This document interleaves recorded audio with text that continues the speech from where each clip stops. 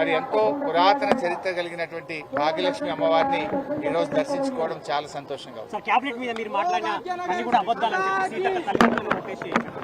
సరే, కేబినెట్ లో ఏం జరిగిందని నేను చెప్పాల్సిన అవసరం లేదు కదా. కేబినెట్ మంత్రి గారి కుమార్తె చెప్పింది కదా. నిజాలు ఏంటిది అనేటువంటిది నేను చెప్పాల్సిన అవసరం లేదు. వారి మంత్రివర్గ కుటుంబ సభ్యులే ఉన్న విషయాలన్నీ కూడా బయట పెట్టారు. ముందు దాని మీద వాళ్ళకి సమాధానం చెప్పమనండి. గన్ను ఎవరు తెచ్చారో సమాధానం చెప్పమనండి.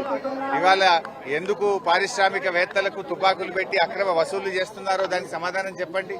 ఎండోమెంట్ ల్యాండ్ విషయంలో ఆవిడ చేసిన ఆరోపణల మీద ఒక సిట్ వేయండి, లేదా ఒక జ్యుడిషియల్ ఎంక్వైరీ కమిషన్ వేసి మా న్యాయం మీద వాస్తవాలు బయటకు తెచ్చే ప్రయత్నం చేయండి.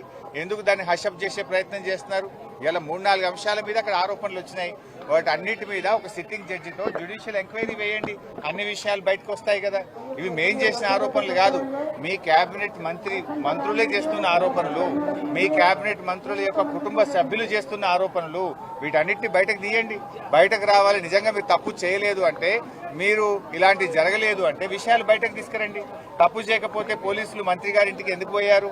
తప్పు చేయకపోతే మంత్రి గారి కుమార్తె ముఖ్యమంత్రి సన్నిహితులే సెటిల్మెంట్ చేశారని చేసే ఆరోపణ మీద ప్రభుత్వం ఎందుకు సమాధానం చెప్తలేదు? ఇలా హైదరాబాద్ గుండా రాజ్యంగా మార్చారు.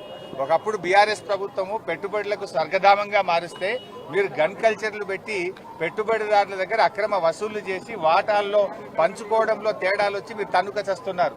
ఇవాళ పాలన చేస్తున్నారా? వాటాలు పంచుకోవడం కోసం మీలో మీరు తన్నుక చేస్తున్నారా?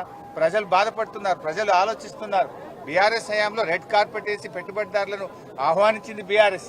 కానీ ఈ రోజు మీరేం చేస్తున్నారు? ఆ పెట్టుబడిదారులను తుపాకులు పెట్టి బెదిరించి ఒక గన్ కల్చర్ని తెచ్చారు మీరు. ఆ రోజు మేమేమో అగ్రికల్చర్ను పెంచాం, మీరేమో గన్ కల్చర్ను పెంచుతున్నారు.